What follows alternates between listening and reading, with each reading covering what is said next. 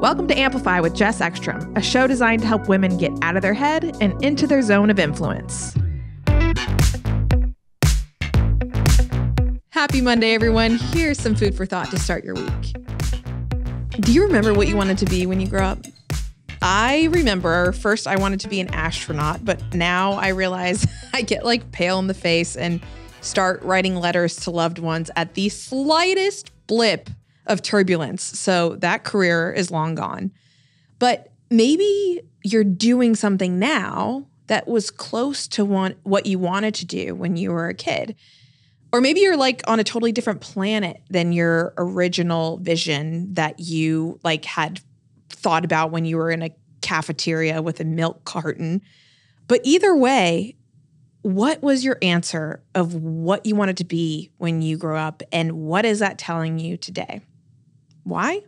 Because it's important to remember who you were before you were told what to be. Let me explain this further. So nowadays, as a professional speaker, I speak to a wide range of audiences, anywhere from Fortune 500 CEOs to a room full of kindergartners. And sometimes I end my talk with questions and answers. Whenever I'm with a room full of CEOs, they hesitate. There's like 30 seconds, maybe a hand or two goes up and asks me if I have any regrets or what's next for me. But then when I'm done and I'm off stage, typically dozens or hundreds of attendees will come up to me afterwards and ask me their questions or comments individually instead of raising their hand in front of the audience. But if I end my talk to like kindergartners with Q&A, someone's got to call security because the place is about to go nuts. All of the hands will shoot up to the point where a kid will like almost rip their shoulder out of their socket, and they all have a look on their face while just like flapping their little hands in the air to say that if you do not call on me and answer my question, I might melt away. But here's the crazy thing. They don't even know what their question is when they raise their hand. They just want to use their voice and be called on. So when you finally do call on one of them, they think of a question like right on the spot. They're like, do you have a dog or a cat? Or do you ever cry? Or are you married? Or how much money do you have? And I actually took those questions from, I was speaking to a room full of kindergartners a couple months ago, and those were actual questions that were asked. But to me, this is evidence that at some point in our life, we tell ourselves to not raise our hand. We tell ourselves to hesitate. We tell ourselves not to look stupid. We tell ourselves some story that we made up in order to protect our self-image and self-esteem. We tell ourselves a story that prevents us from raising our hand.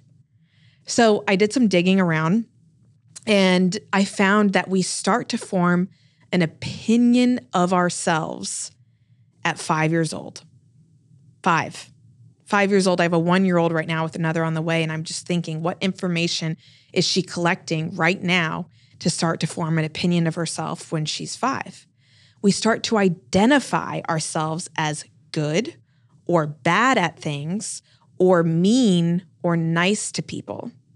But another interesting study done at University of Illinois found that 6-year-old girls are less likely than boys to believe that members of their own gender are, quote, really, really smart. And also at age 6, girls begin to avoid activities said for children who are really, really smart. They start to make decisions based on what they feel their gender should or should not be doing. The study says that these findings suggest that gender notions of brilliance are acquired early and have an immense immediate effect on the children's interests. But what's also interesting in this study is that they found that the kids associating males with being really, really smart and females with being really, really nice. And when girls start to form their identity with being nice rather than being smart, that begins to build hesitation to raise their hand in class or use their assertive voice.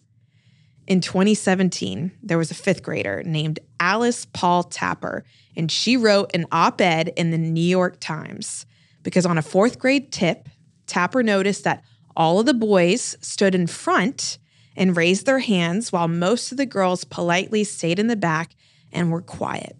Then she said, I told my mom that I thought girls weren't raising their hands because they were afraid that the answer was going to be wrong and that they would be embarrassed. I also think that they were being quiet because the boys already had the teacher's attention and they worried that they might not be able to get it. So at 5 years old, when we're probably learning how to make bunny ears to tie our shoes, we're also unknowingly gathering data to form an opinion of ourselves and what's possible, quote, possible for us given our gender. Therefore, by the time it's possible to start to become an astronaut or whatever it is that you want it to be, you may have already formed an opinion that disqualifies yourself. Think about that for a second. Did you form an opinion that disqualified yourself from who you wanted to be? It's fine to change our minds given new information, but what information are we feeding our brains and what are we making of it to be true? Psychotherapist Katie Hurley writes in her book, No More Mean Girls, The Secret to Raising Strong, Confident, and Compassionate Girls she says that when girls learn to use their assertive voices, they not only tend to perform better in school, they're also more likely to stand up to negative peer pressure, verbalize their feelings to their friends and family, and solve daily life problems on their own. She says that girls need to learn at an early age that their voices matter. They need to learn how to assert their feelings, thoughts, needs, and ideas. More importantly, they need to learn to state those things with conviction. I love the wording of this, and this is what we talk about in Mic Drop Workshop, is using your voice not only to get your point across, but use it with conviction. So my takeaway is this: at a young age, we start to associate being smart with being a man. And when we acquire that belief, it begins the process of silencing our voices, lowering our hands, and narrowing the range of potential careers we believe we can do. When I go clothes shopping for my baby girl, Ellie, I always find myself in the boys section.